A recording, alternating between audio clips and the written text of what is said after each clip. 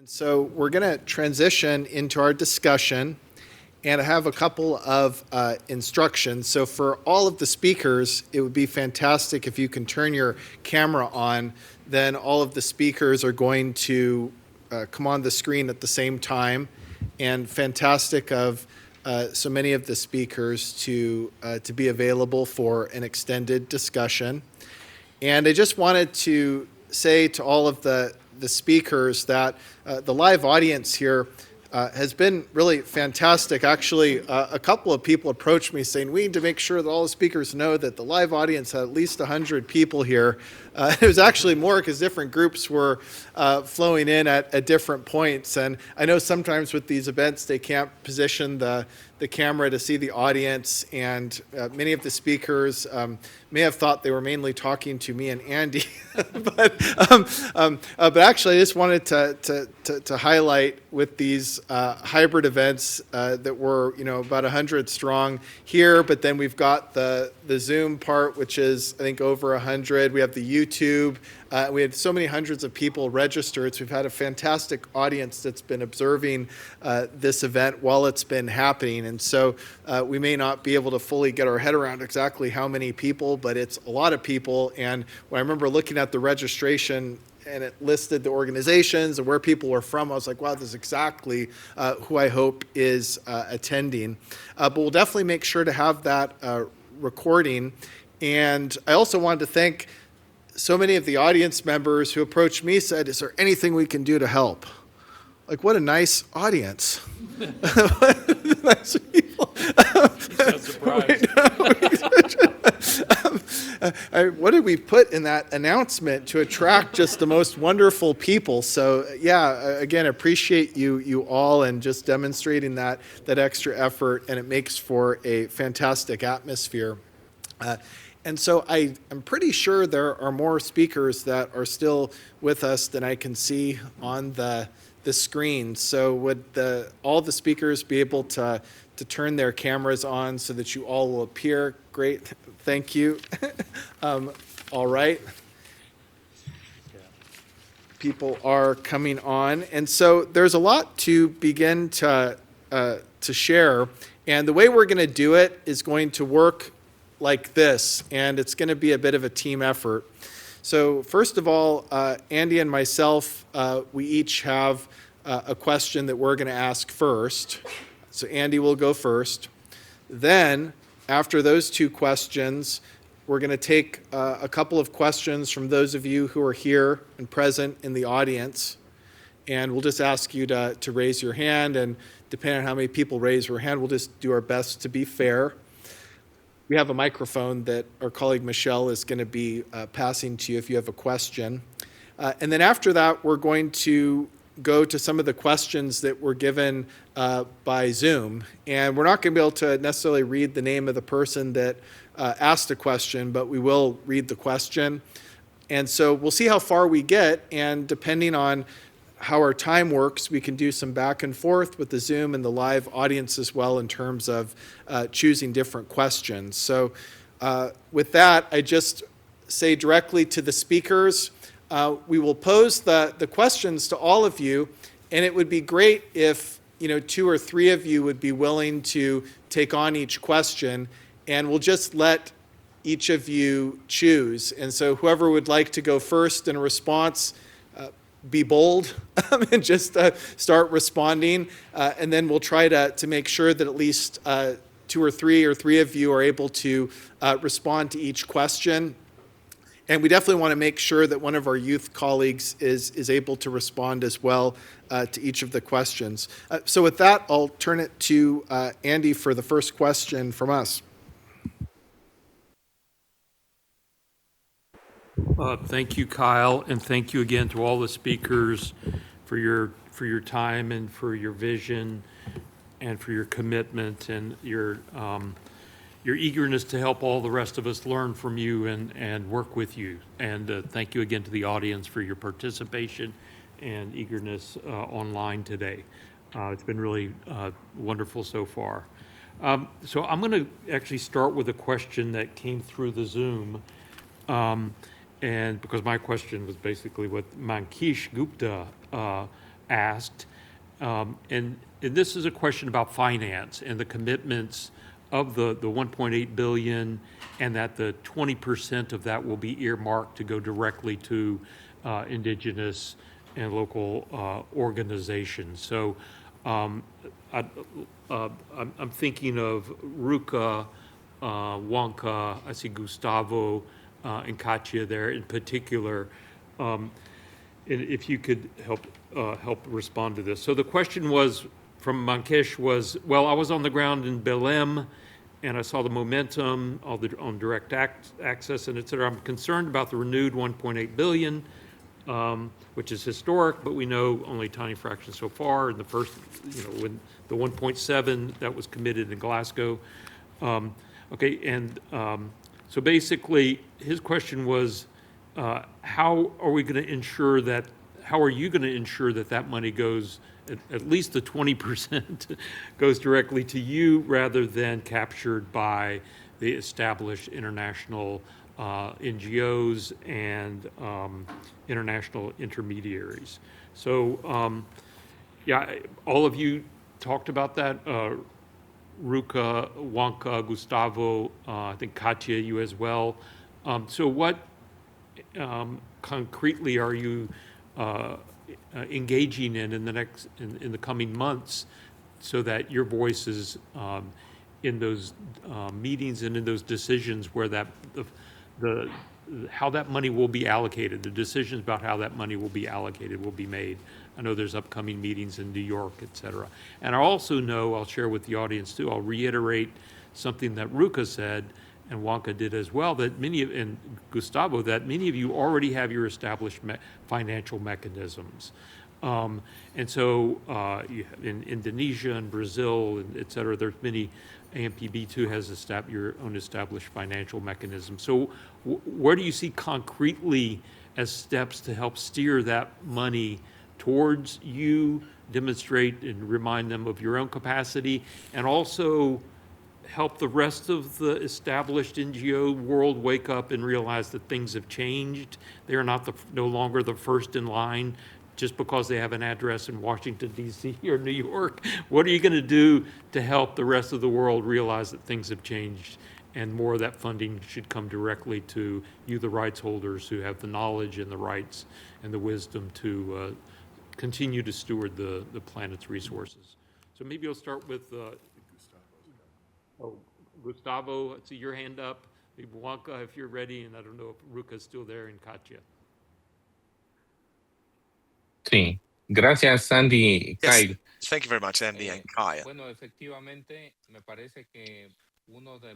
Yes, effectively, I think one of the fundamental steps that we're taking, that our organizations are taking, the organizations of indigenous peoples and local communities and Afro-descendant peoples, this first step is to create our own mechanisms, our own financing mechanisms at different levels. That means we can have national level mechanisms, regional level mechanisms, and also global mechanisms. I would like to mention or highlight that, or mention Clarify, which is a global financing mechanism that has been proposed and promoted by RRI. We also have the Shandy umbrella, which I'm sure Rukka and Juan Carlos will speak about as well. But I would mainly refer to the Mesoamerican Territorial Fund we have created in the Mesoamerican Alliance for Forests and Peoples. And I think one of the strategic aspects here is how we can create synergies between these different organizations that work at different levels and not competition amongst them. For instance, Clarify which is a global organism or body that, as I mentioned, this Clarify is supporting to allocate resources to the Mesoamerican Territorial Fund and to Nusantara.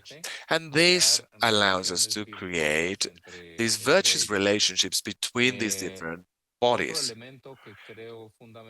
A second element I believe is fundamental is that we need to look for synergies between the different sources of financing or funding. We have, on the one hand, focused on philanthropy and cooperation, but I believe that we also need to put pressure on our governments so that they continue investing at the local and national level. At a time when many countries perhaps are ignoring the local investments that need to be made at territorial level.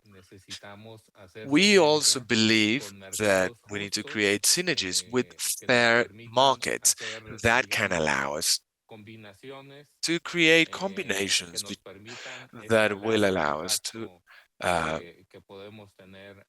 scale the impact that we can have at the territorial level, which means we can have the resources of the communities, but also resources from the governments and these different funding mechanisms that come from philanthropic actions and from cooperation, but also other sources that would come from fair markets that would respect the rights.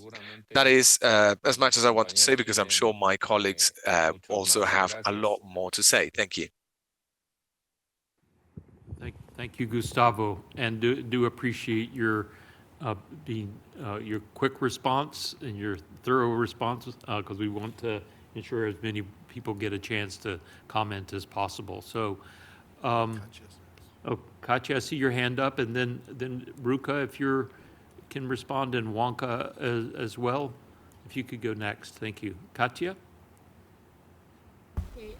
Eu não vou ser repetitiva, mas tocou vários pontos Gustavo just mentioned very important points. First and foremost, these spaces that we already had in partnerships, coalitions, and funds that the organizations at the country level have been organizing for several years now. But we need to go further because there's a lot of resource to be allocated, but we need to open spaces in this social participation mechanism, because it's not only the dialogue in itself, have the dialogue with other organizations that really have the power of these funds. Without participation, that's not worth it, and also the social control. So we need, and here in Brazil, CONAC, for example, and other countries too, as well as Colombia and Uruguay, have thought thoroughly about that, about their own formation of these mechanisms at a country level. So first and foremost, we need to take the institutional racism, because that's why it's very difficult for us to access these resources and the values, and to measure our own capacity, technical capacity, so we can assign those funds to the territory. So this social participation is very important. We need to be in that space and to make decisions, to be decision makers in the process.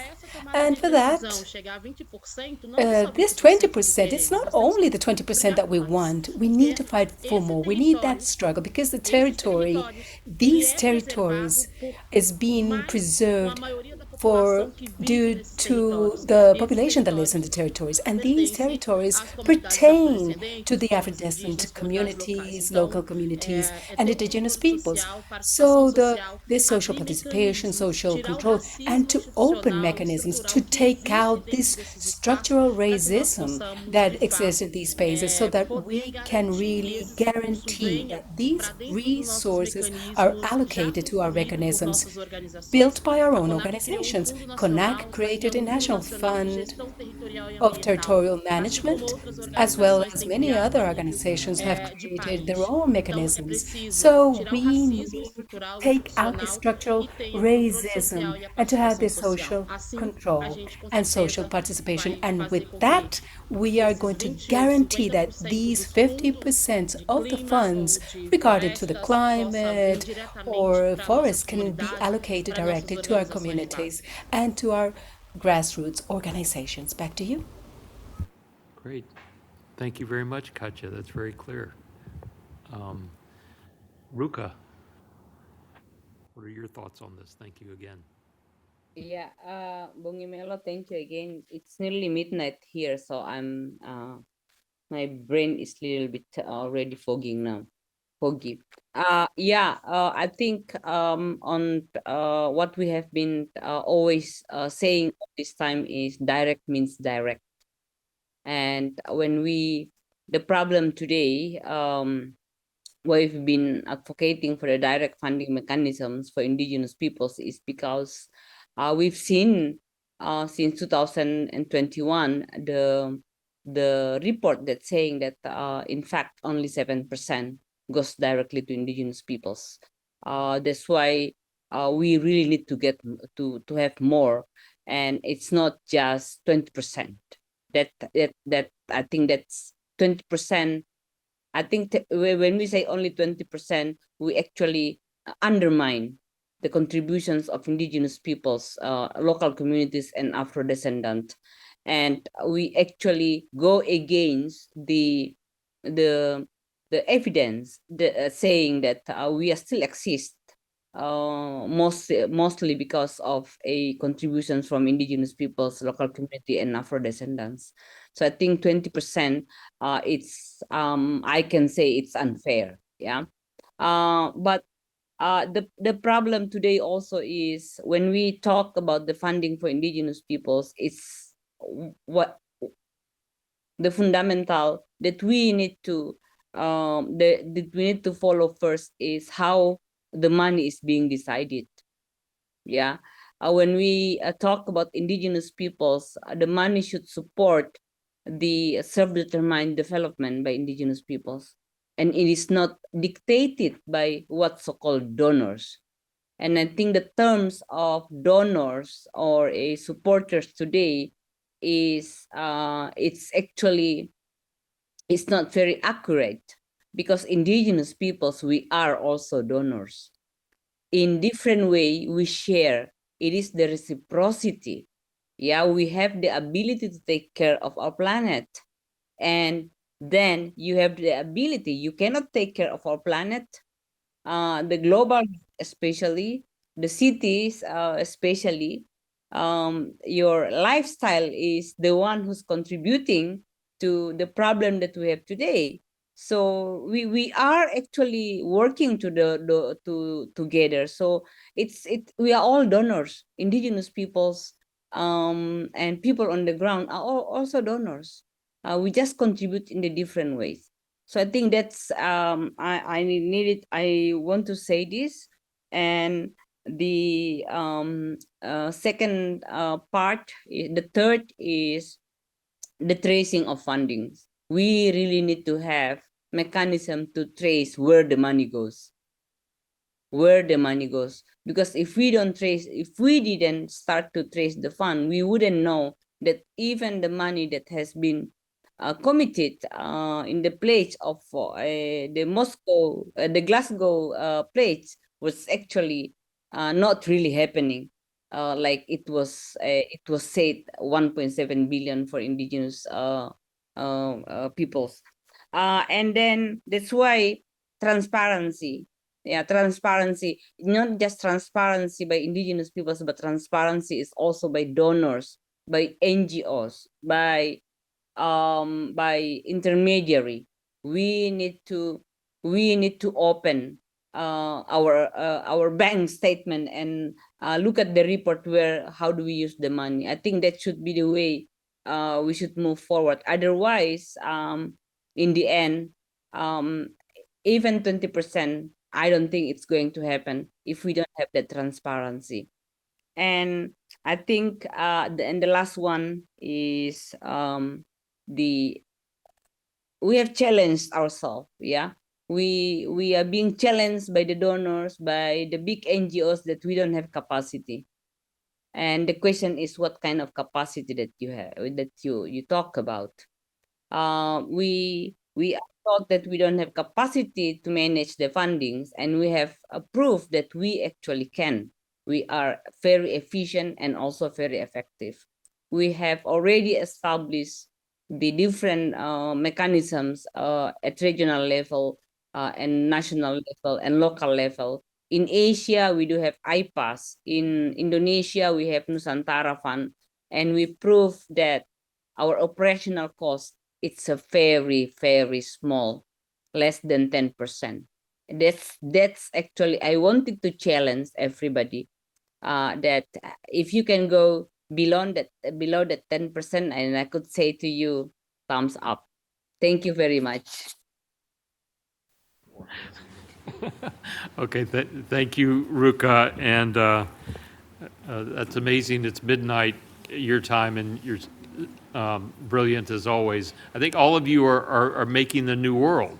You're creating the new architecture, the new visions, the new ideas, and the new institutions and structures that can help take care of the planet. So, Wonka, I see your hand up. Andy, sorry, but Yeah. thanks to you.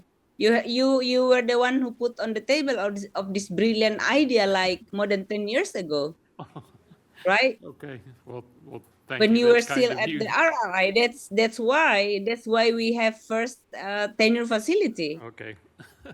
Now you So are thank you. speaking like And someone who's I very mean, tired. seriously, I want to confess that back then we didn't even we didn't even think about that. Yeah, We believe that we cannot do that. yeah. But you convince us that we can do it. And now we are on fire. Thank you.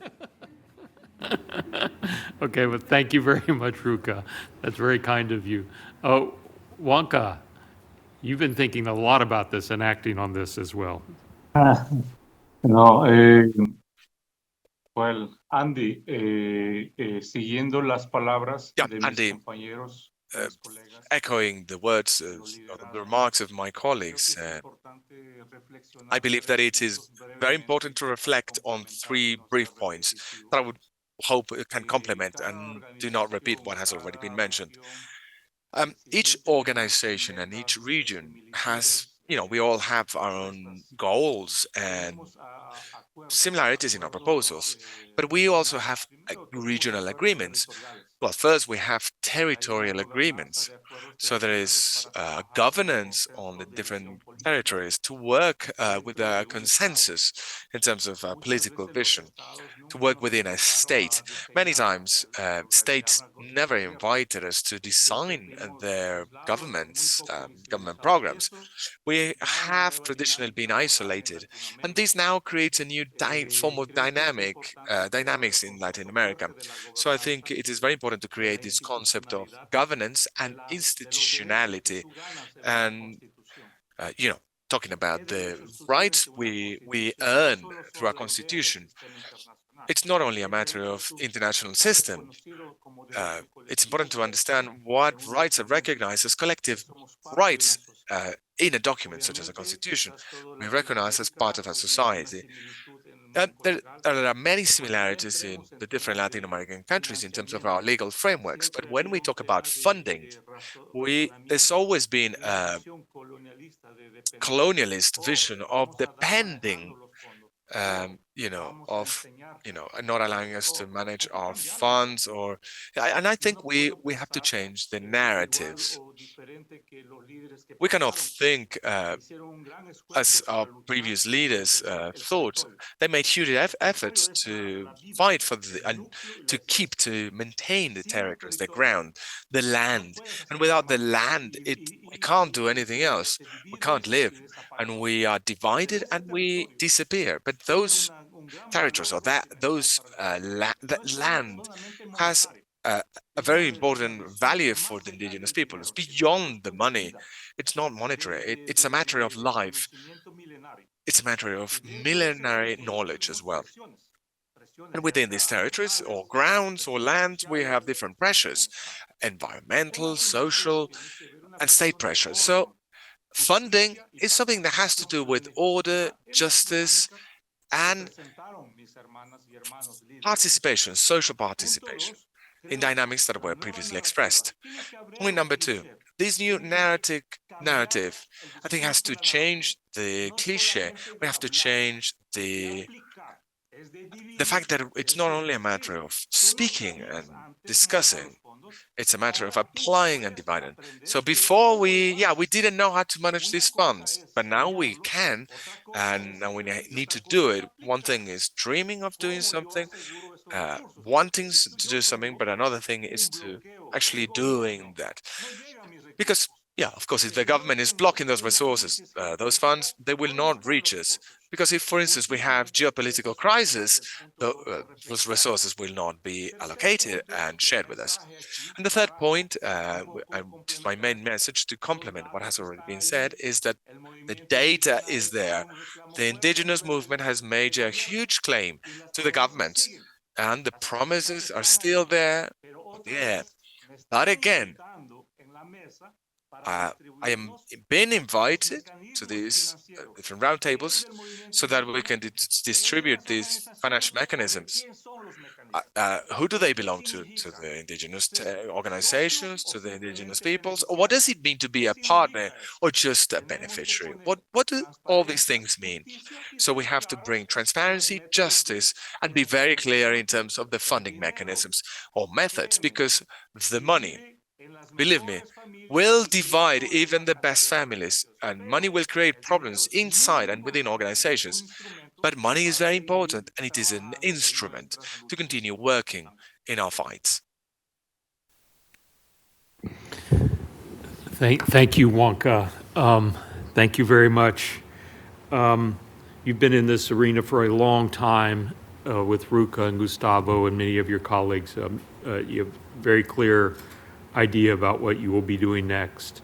I'd like to ask if Solange would like to comment on this. Solange, again, coordinates a global network, solidarity network of both indigenous peoples organizations, Afro-descendant peoples organizations, local communities, and has been involved in supporting them and their new networks, new funding mechanisms. So Solange, would you like to comment on this? And then Sharana, if you had something to say from the youth perspective on these new funding mechanisms and the new funding commitments.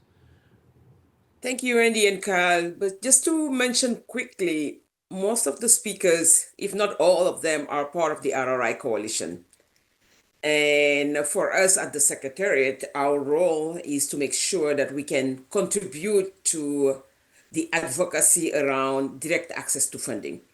And at RRI, what we have been doing over the years is to organize campaign. For example, the Pledge We Want campaign that we launched before COP30, that helped a lot to get to the 1.8 billion. So advocacy is key and need to be there all the time. As we have heard, 1.8 billion is good, but it's not enough. They still need advocacy around transparency of the funds, around how much is reaching to the ground, but also around who is making the decision around the 1.8 billion. So advocacy is key.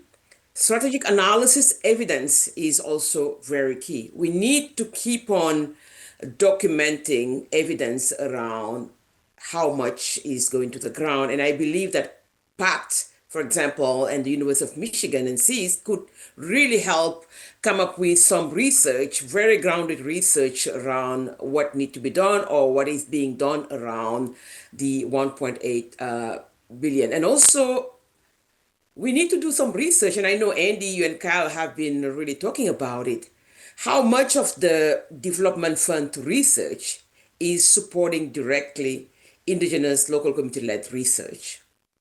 We need to do an analysis around it and showcase, and I'm sure it's going to come to the same findings, maybe less than 1% or 1% going to supporting locally led research on the ground. So they still need to be done, and the existing funding mechanisms, it's growing, which is great. And I think that's the next generation of funding, right? We need to make sure that the funding goes directly to supporting the existing indigenous, Afro, and local community-led funding mechanism, including Clarify and others who have already demonstrated that, yes, the money can go. With Clarify, at least 80% of the fund is going to supporting directly organizations on the ground.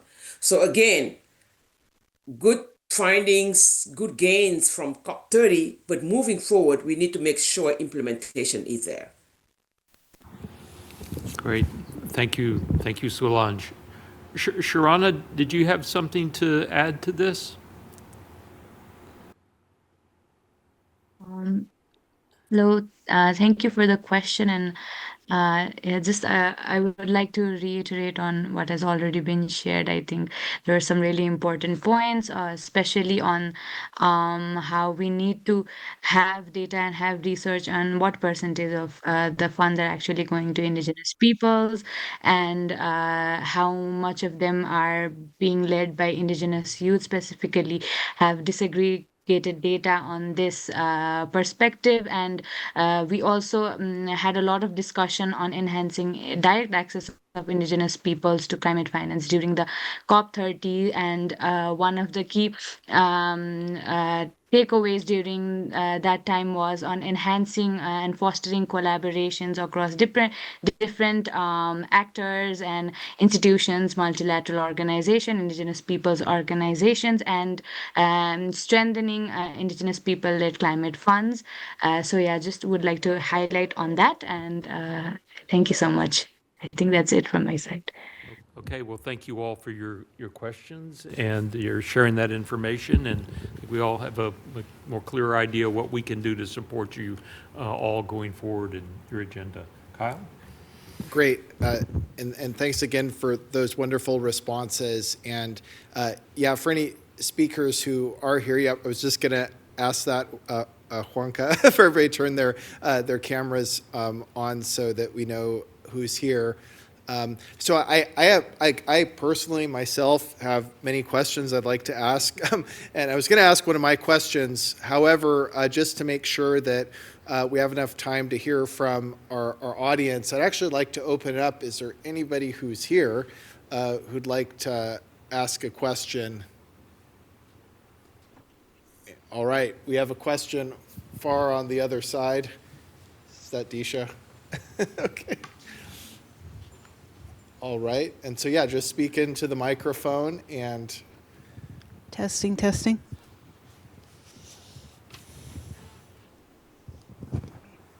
this up. I'm sorry, I'm stand in front of you. I believe that profound change is needed to turn things around from the cliff of extinction that we teeter upon. Money is not the solution, but the problem. Its propensity to concentrate, allowing the ultra-rich to exist. And we should and can reject it. It's a made-up concept and unsustainable in how we organize ourselves as a society. Unsustainable socially and environmentally. Every day the rich exist results in more fracking, mining, and deforestation, and more colonial ambitions. At Manunan Camp this summer, I learned how communities come together and work collectively at a certain time of year to parch the rice, jigging, winnowing the rice, and what results is that everybody eats man, woman, child in that community for a whole year. All right, we didn't need plastics to bundle things up. Logistically, it worked. And I believe that this system where people have sustainable ways of life is antithetical to a system that's based on money. Thank you. Great. Thank you for your points. And I want to, based on what our colleague shared, pose a question to our speakers. I appreciated your responses about financing, but in terms of our colleague's question, what are some of the examples that your communities and organizations are part of that demonstrate specifically what indigenous and local community and Afro-descendant-led economies are like.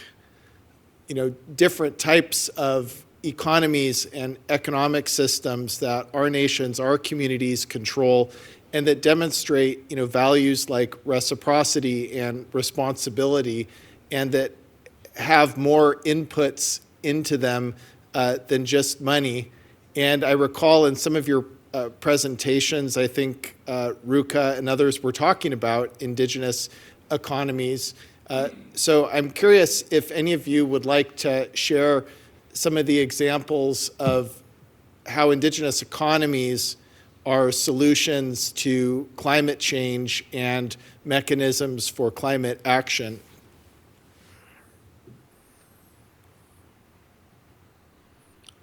We have a hand from Juanca.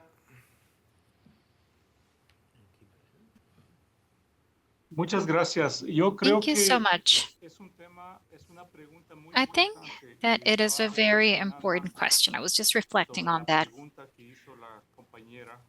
I was reflecting on the question that our colleague and the audience asked. And in my experience, the international system and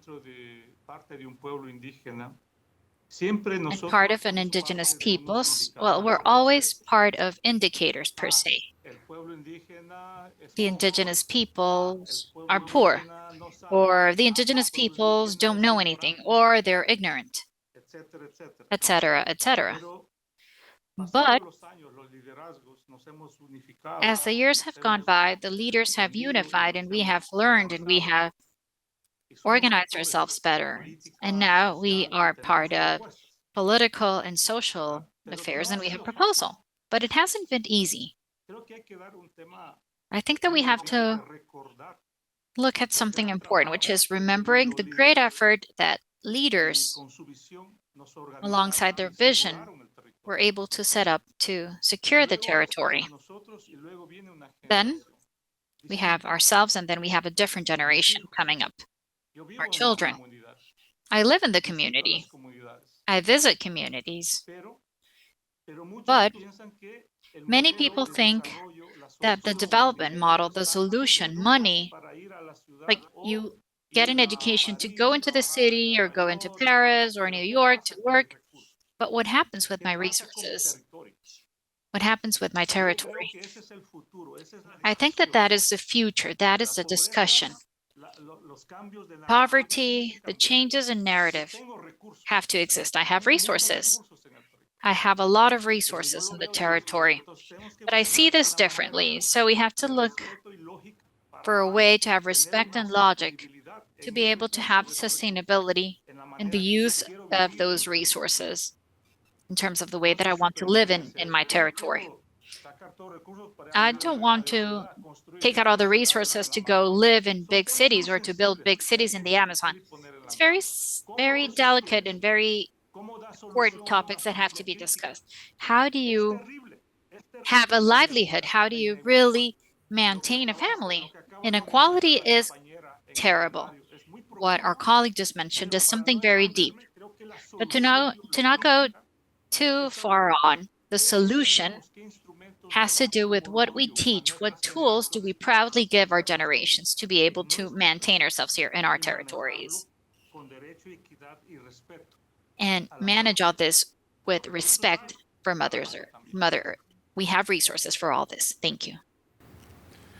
Great. Thank you very much for your response, Juanca. I'd like to move to the next hand, which is Kimaren. Kimaren, we'd love to hear what you have to share. Yeah, thank you very much, Kyle, and the team there, and our colleague who asked the question, which I think is more of a reflection comment, but I think Kyle translated it into a question to facilitate more input. And sorry, I can't put my camera on where I am now, but at least I'd shown my image earlier on. So indeed, this is a foundational problem. Every time something is commodified and commercialized, it's polluted. And in the pastoral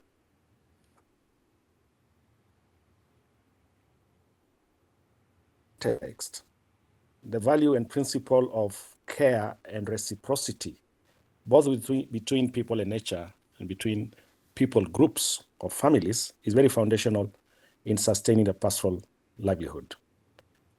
And there are many wisdom sayings and proverbs that speak to this in the context of the Maasai.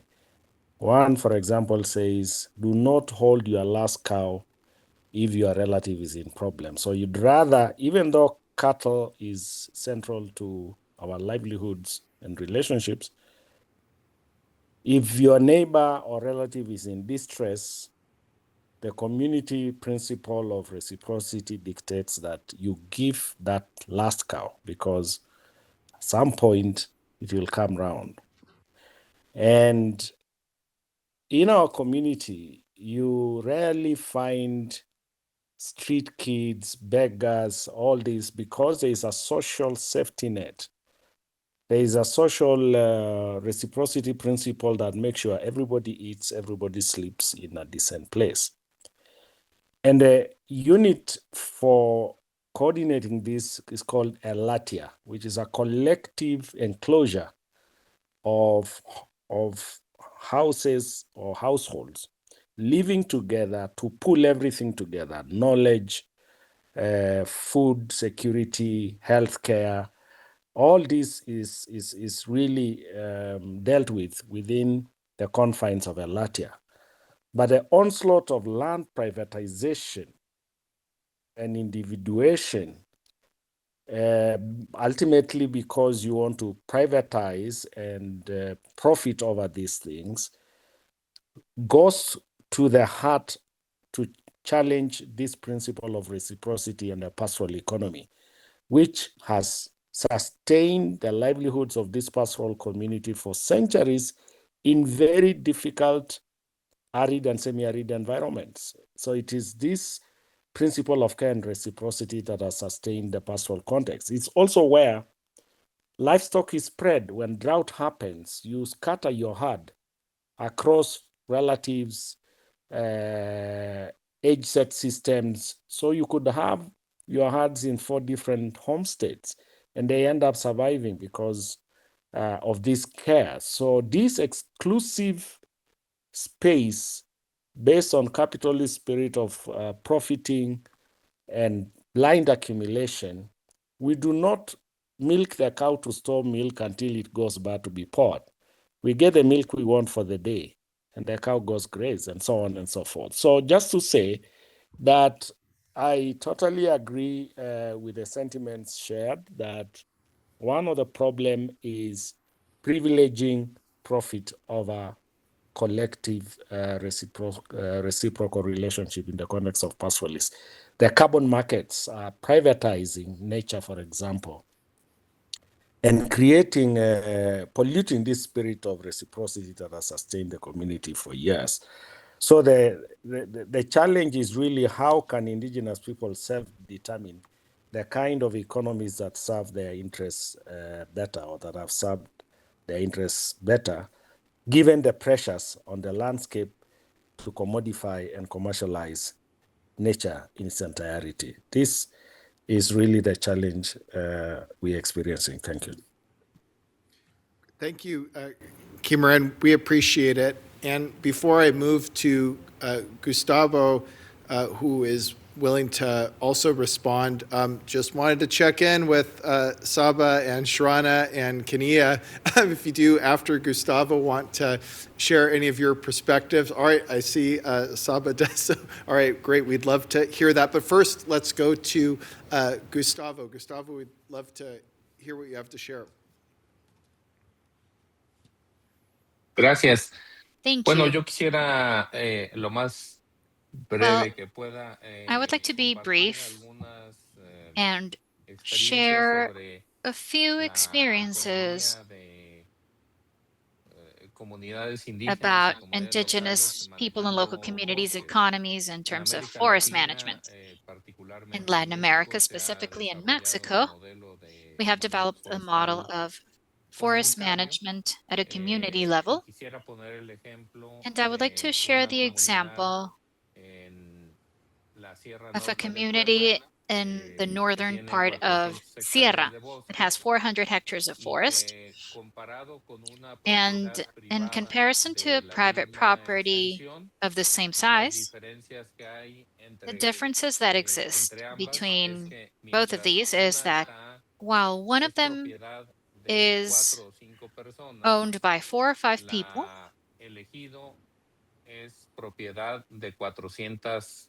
in the other case, the ejido is property of 400 families.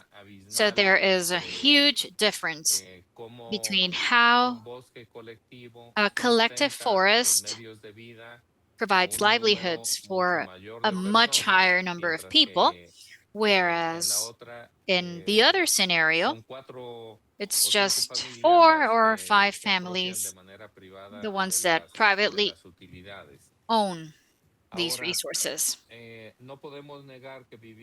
We cannot deny that we all are immersed in a capitalist system. But communities have actually found ways to adapt so that the principles of those profits are not the only ones that guide their economies. For example, when a community makes a decision about the forest,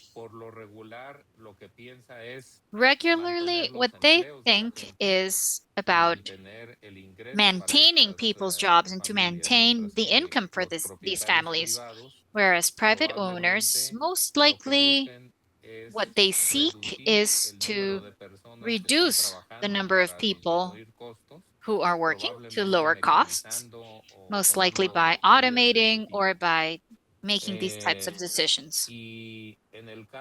And in the case of a community, what is paid in the shape of employment for the people in the community is not considered just as an expense, but it's also considered to be an investment that will generate strengthening of the community economy. Finally, I would like to say that these 400 families, if they were to individually manage their forests, they would each have 1 hectare per family, and it would not be possible in economical terms to manage a forest of hectare by hiring technical services. Instead, they articulate to create scale economies or economies of scale, and each family head has to participate once a month in activities related to caring for the forest, which allows permanent presence of a commission of about 30 people, all 365 days a year in forests, which makes it possible to have governability, prevention of fires or wood theft or any similar issue. And this allows that the rest of the time they can diversify activities, have other sources of income. So family economies are economies that involves different types of income sources. So all this leads me to point out that a collective economy is much more resilient than an individualized economy. And I'm not trying to romanticize the collective sense, but it does contribute very practical elements because it is much more viable to manage this collectively than individually. Thank you. Great, thank you for that example, Gustavo, and your remarks. I'd like to finish out this question with Saba, please. Thank you so much. So I think I'd like to start off by saying that I totally agree with the perspective that was put forward from one of the sisters from the audience. When we talk about the indigenous economy, it is like our elders shared, it's completely based on the collective system, the care for the nature, the sustainability. But then when we compare it with the capitalistic mindset, then, for them, it is all about profit. For example, water, for us indigenous people, it is very sacred. The resources are sacred, the forest is sacred, but for the capitalists, it is something that they can tax on. So that's the big difference when we're talking about the economy as well. And I'd also like to give example of my community in Nepal. In Newa community, we have this guthi system. So it is a social institution of indigenous community, and it is based on mutual care, mutual ownership, community governance is there. Everything is managed collectively. So it is not it is not about private profit, rather how we can contribute more to the social well-being kind of thing. So what the guthi does actually takes care over the farmland, the forest, the water resources, everything in the community. All of those resources are in control of that guthi, and that comprises of all the elders, coming together for that. And the income that is generated from those activities in the guthi, it is supporting community rituals, festivals, let's say maintenance of the temples, supporting elders or families in need. So that is how the circular economy in the indigenous community, in the guthi in my community, goes on, and it is still going on. But the fact is, it is in threat now, because state is taking over those communal lands, and also urbanizing in the name of development, in the name of urbanization, land commodification is happening. And there is also very weak legal protection when it comes to protecting these indigenous economies, or let's say the social institution that indigenous peoples are running. So I think where youth come in at this point is also that we are trying to revitalize and protect these kind of guthi systems, social institutions, by also taking leadership and kind of knowing more about it from our elders, so that how can we contribute more to revitalize this, to make sure that we are passing this system to our upcoming generation as well. So that is what we are also doing here in Nepal. I'd like to stop here. Thank you. Great. Those are amazing points, Saba. And I did see Kenia's hand on the question, so I would love to hear from you, Kenia, about your thoughts on the question. After you finish answering, I am going to shift us to close with some final remarks. But again, Kenia, would love to hear your response. Yeah, thank you so much, Professor Kyle, and everyone for really contributing to this. I just want to emphasize on what Mr. Kimaren said earlier, and actually now, when as we talk about indigenous economies as a climate solution and what the communities are really doing. And he mentioned about pastoralism. So my thoughts here are really that over time, pastoralism and actually versus what we call in comparison to community-based conservation. Pastoralism is actually is an indigenous economy, and actually, as was mentioned, and actually a living climate solution is actually practiced by the community that we came from, that is a Maasai, which is actually rooted in mobility, communal land governance, and indigenous knowledge that sustain rangeland and of course ecosystem. It also integrates livelihood, culture, and conservation in it. People are part of it and not actually separate from it, while actually now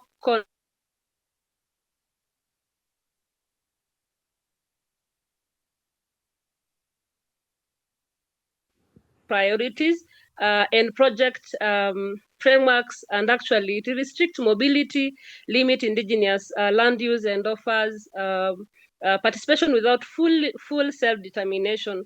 And the conservation outcomes now, that is a community conservation, are often tied to short-term projects that rather than long-term indigenous governance. So from a climate perspective, pastoralism delivers continuous adaptation through flexible land use and ecosystem regeneration, while community-based conservation operates within fixed boundaries and funding cycles. Yet, of course, climate finance continue to favor conservation projects because they are easy to fund, even as pastoralism remain under-recognized and despite its proven impact. Okay, the real shift is not really choosing conservation over pastoralism, but really to recognize pastoralism as a conservation, financed through indigenous and land rights governance and ecosystem. Because without this shift, climate finance will continue to really miss one of the most effective rangeland solutions, that is actually pastoralism. So it's really to say the shift has to happen to fund what is really inclusive, which is actually pastoralism that has a rangeland, the people, livelihoods, and everything in between. Yeah, so that is my submission. Back to you, Professor Kyle and Andy. Right, thank you. Great, thank you very much. That was fantastic. And yeah, I really appreciated what everybody shared about why the economy is central to climate action, yet indigenous and local community and Afro-descendant peoples' economies are just now finally being treated with respect thanks to all of your leadership and advocacy. So I wanted to do a few final things just to close our event.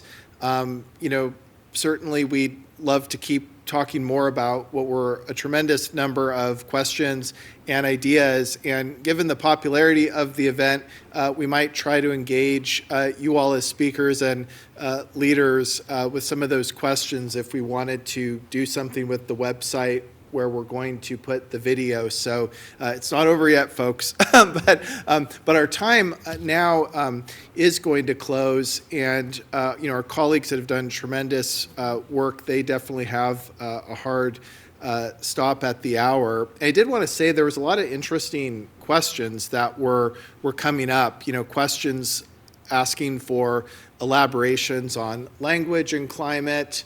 Especially indigenous, local community languages, Afro-descendant languages, questions on, the meaning of decolonization, very specific questions about the contributions of youth and how the youth have turned such a strong corner with regard to their leadership and the policies that they're fighting for.